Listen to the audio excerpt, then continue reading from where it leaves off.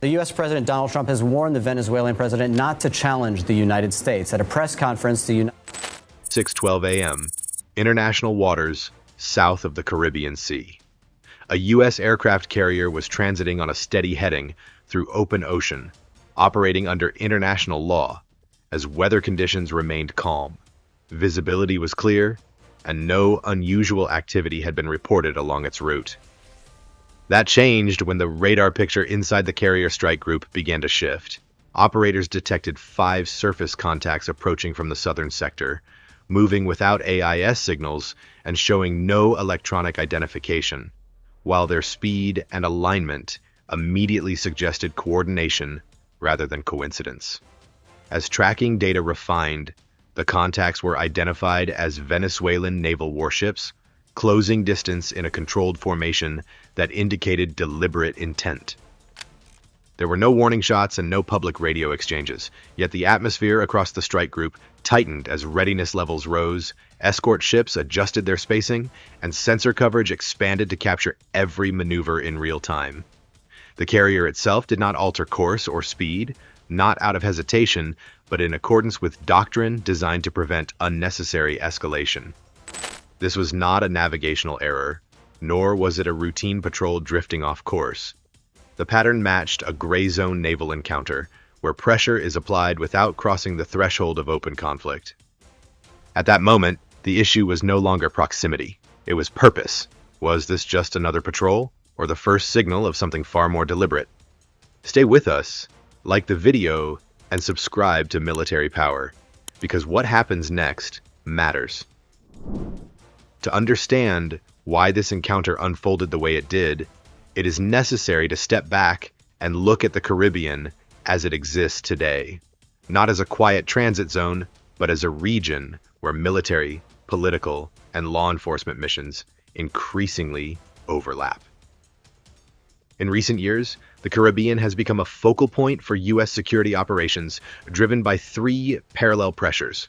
The first is sustained counter-narcotics activity, as maritime smuggling routes from South America continue to shift and adapt under pressure. The second is economic and political friction tied to sanctions and diplomatic isolation, which has pushed certain regional actors to assert presence and visibility at sea. The third is a broader U.S. effort to maintain freedom of navigation and regional stability through persistent naval presence rather than episodic deployments.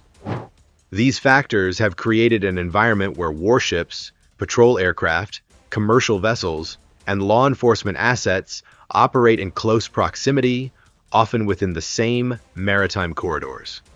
When traffic density increases at sea, so does the risk of miscalculation. A maneuver that might appear routine in isolation can take on strategic meaning when executed near a major U.S. naval formation. This risk is not theoretical. In recent months, multiple verified reports have highlighted near misses, aggressive maneuvers, and elevated alert levels involving military and civilian aircraft and vessels in the broader Caribbean and surrounding airspace. These incidents underscore a simple reality. When forces operate close to one another under political tension, the margin for error narrows quickly.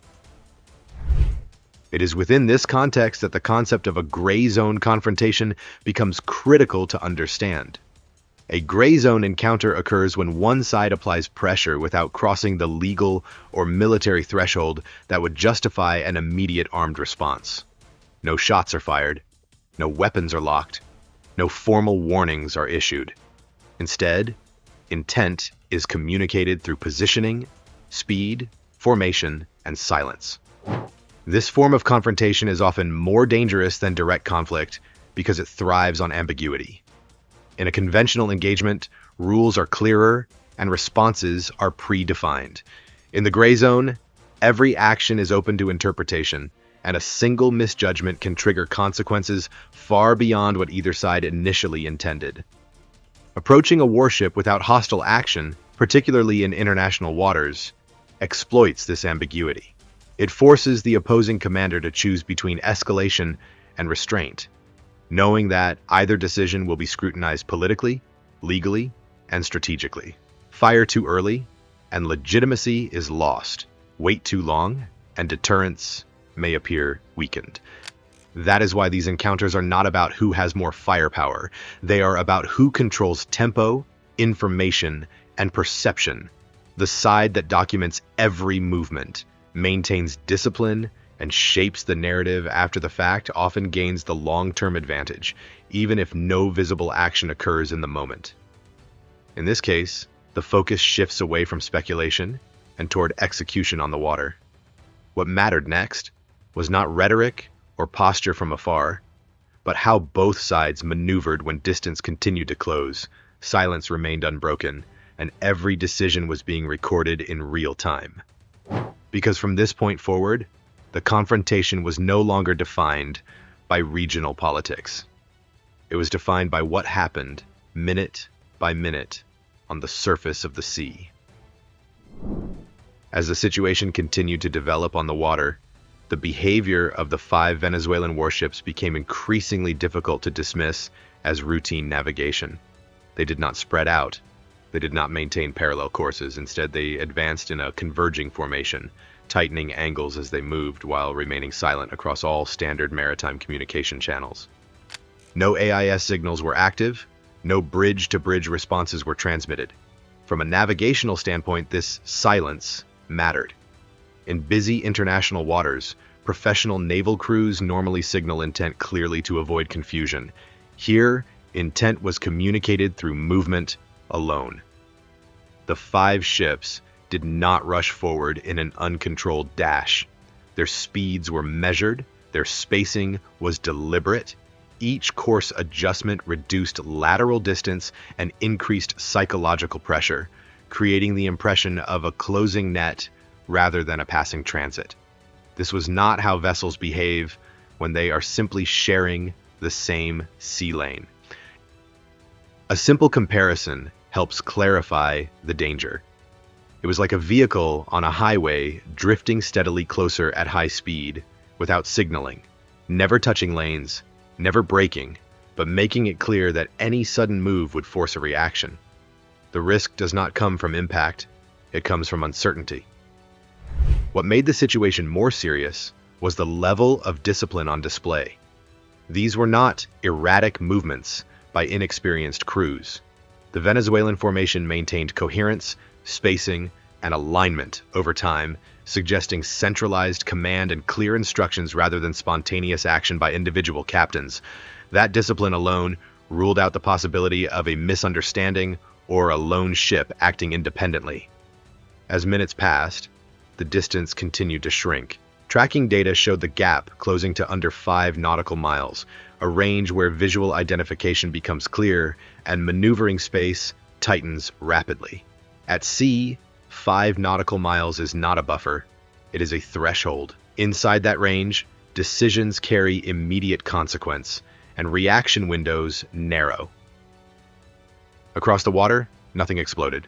No alarms blared, yet the tension rose steadily, minute by minute, because both sides understood the same truth. At this distance, every degree of turn mattered. Every knot of speed mattered. Silence itself became a form of communication. For the Venezuelan ships, maintaining that approach applied pressure without triggering automatic response. For the U.S. carrier strike group, it demanded restraint without surrendering control. Neither side had crossed a line, but both were operating close enough to feel the boundary beneath their keels. This is the defining feature of Grayzone behavior at sea. It relies on proximity rather than firepower, discipline rather than chaos, and calculated ambiguity rather than open aggression. The danger lies not in what is happening, but in how easily it could become something else. By the time the formation stabilized inside that narrow envelope, the encounter had reached a critical phase.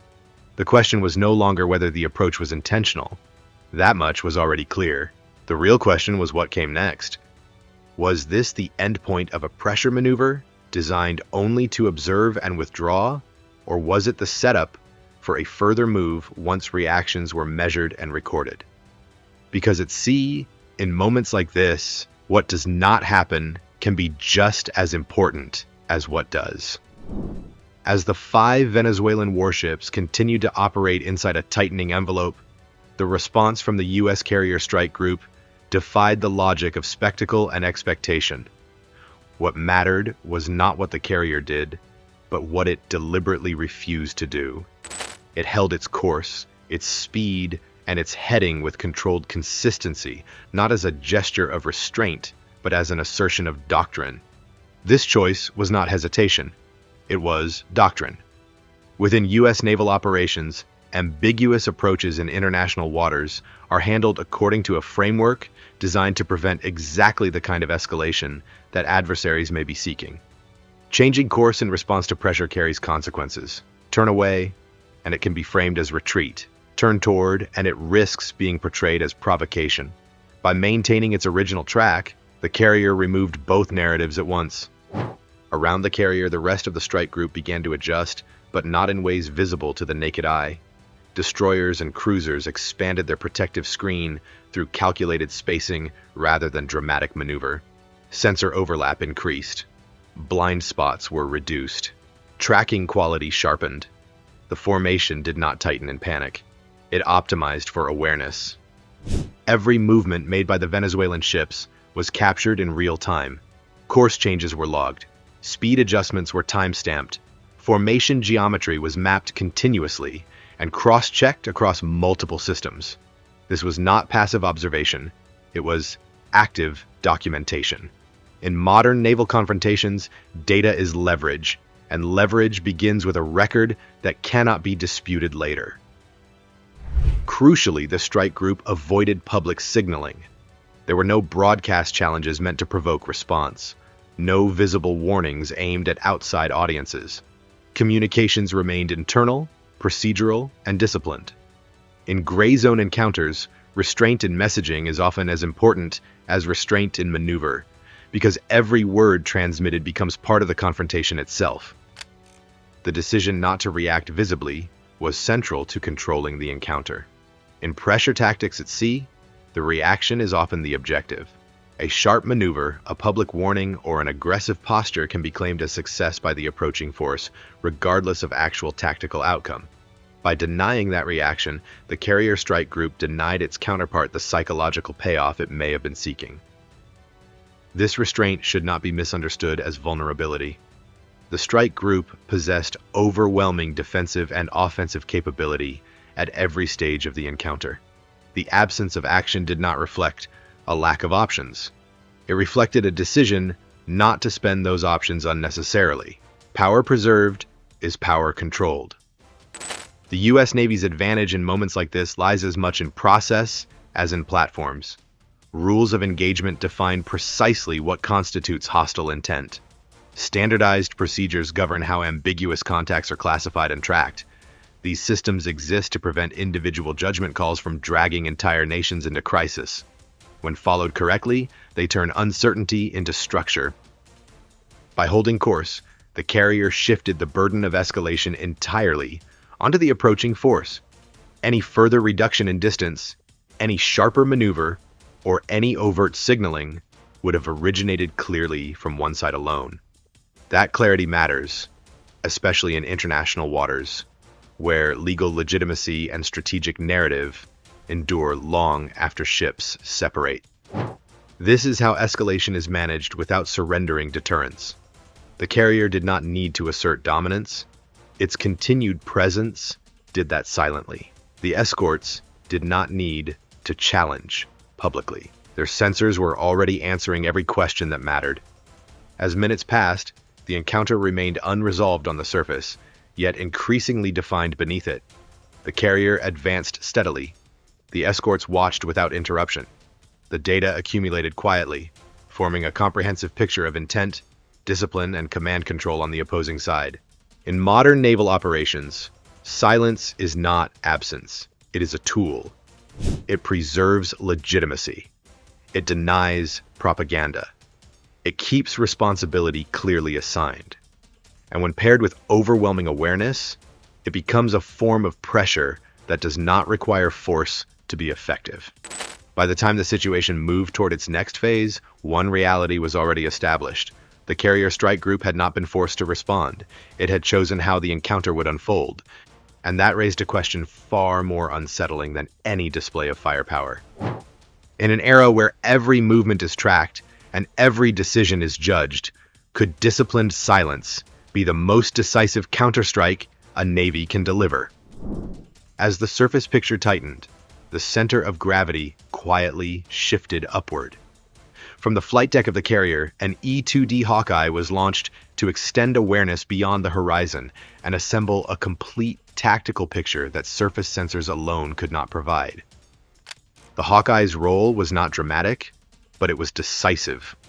Circling at altitude, it functioned as an airborne command node, collecting radar data across a wide arc and feeding it back into the strike group's network. This information did not exist in isolation. It was fused with surface radar tracks, electronic surveillance, and navigation data from escort ships, creating a layered view of the encounter that reduced uncertainty with every rotation of the aircraft. What emerged from that fusion was clarity. The Venezuelan formation could now be assessed not only by where it was, but by how it moved. Course geometry revealed intent. Speed consistency suggested planning. Spacing between vessels showed discipline.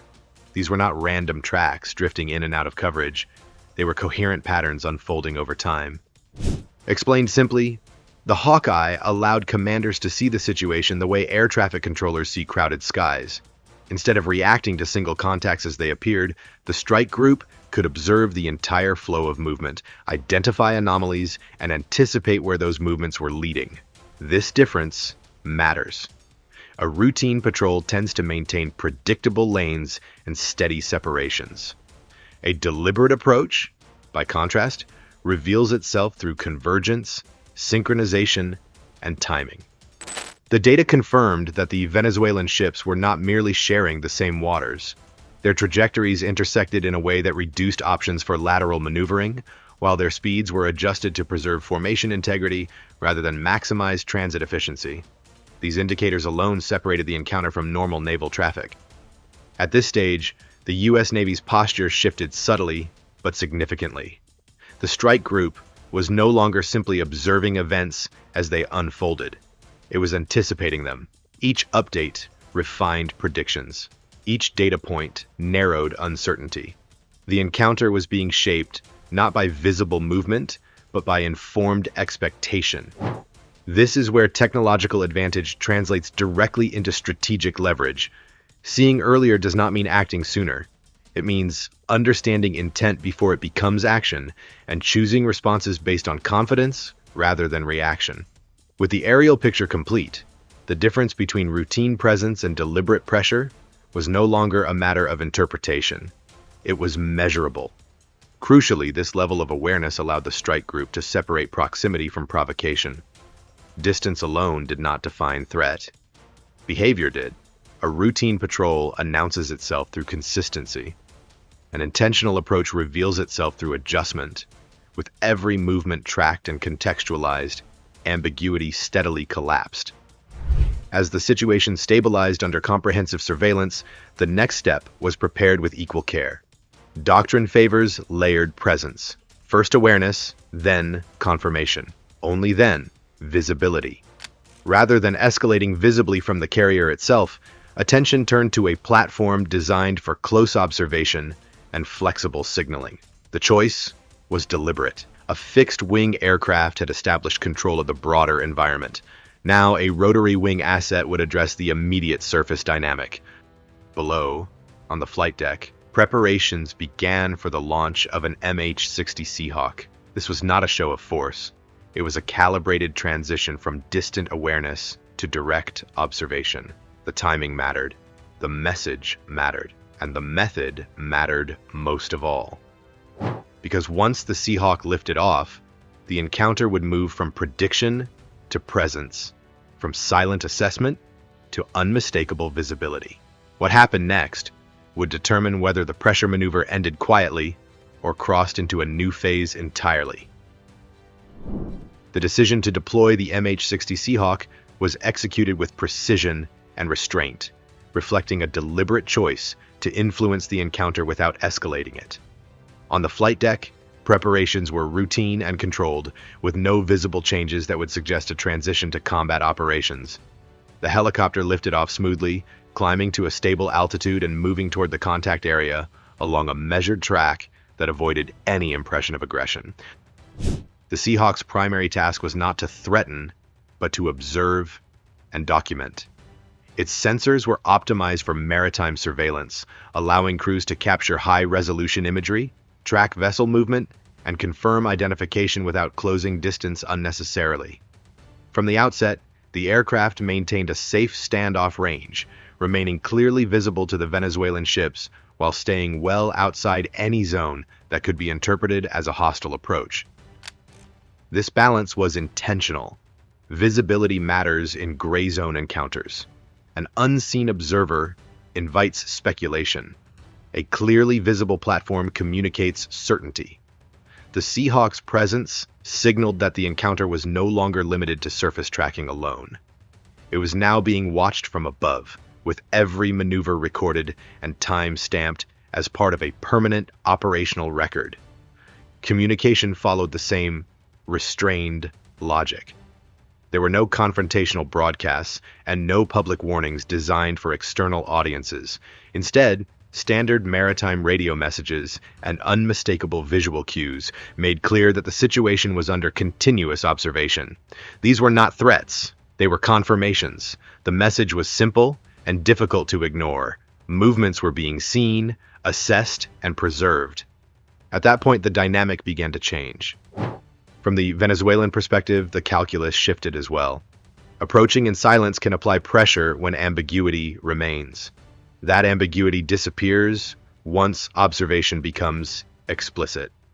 With an airborne platform overhead, the margin for interpretation narrowed sharply. Any further convergence, any sudden maneuver, or any attempt to test distance would now be recorded from multiple angles and analyzed against established patterns of behavior. Gradually, subtle changes appeared in the surface picture.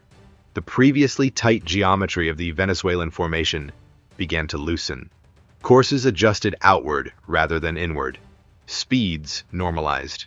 The converging vectors that had defined the encounter gave way to parallel movement, breaking the sense of enclosure that had built earlier.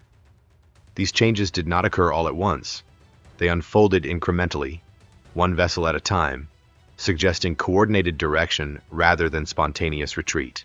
As the formation expanded, the immediate pressure on the carrier strike group eased without requiring a single aggressive maneuver in response. The Seahawk remained on station throughout this transition, maintaining consistent altitude and spacing while continuing to document the unfolding disengagement. The aircraft did not chase or crowd the withdrawing ships. It simply observed, ensuring that the shift was real and sustained rather than temporary. Eventually, the Venezuelan vessels altered course decisively, increasing separation and moving away from the carrier's path. No weapons were activated, no warning shots were fired, no emergency actions were required. The encounter concluded not with noise or spectacle, but with distance restored and intent clarified. This outcome was not accidental. It was the product of controlled escalation and disciplined signaling. By introducing an aerial observer at the right moment and in the right manner, the United States transformed ambiguity into clarity without forcing confrontation. The pressure that had initially been applied to the carrier strike group reversed direction, not through force, but through certainty. In gray zone operations, victory is rarely defined by dramatic action. It is defined by who compels the other side to adjust first. In this case, the adjustment was unmistakable. The Venezuelan formation disengaged, the carrier continued on its original course, and the strategic balance remained unchanged. The encounter ended exactly where U.S. doctrine intends such encounters to end. Control was maintained, escalation was avoided, and a clear record was preserved, demonstrating that modern naval power is measured not only by weapons carried, but by the discipline to use presence and information to shape outcomes without firing a single shot. From the first radar contacts to the final disengagement, this encounter followed a clear arc. 5 Venezuelan warships closed distance in silence. The U.S. carrier strike group held course, expanded awareness, and documented every move. Airborne sensors completed the picture. A Seahawk made the observation unmistakable. The formation loosened. Distance was restored. No shots were fired, and control never changed hands. The lesson is straightforward. American strength at sea is not defined only by missiles, aircraft, or tonnage. It is defined by discipline, doctrine, and the ability to manage escalation without surrendering credibility. In an era where a single miscalculation can ignite a wider crisis, the capacity to apply pressure through restraint is not weakness, it is mastery. This is why the U.S. Navy remains a stabilizing force. Carrier strike groups are not just tools of war. They are instruments of deterrence, designed to keep conflict from starting by making outcomes predictable and consequences clear. Technology enables that mission, but training and judgment make it work. Encounters like this will continue as Grayzone competition expands across contested waters. When they do, American carriers will remain where they belong, steady, lawful, and in control. To follow how American strength, discipline, and doctrine shape global stability, like this video and subscribe to Military Power.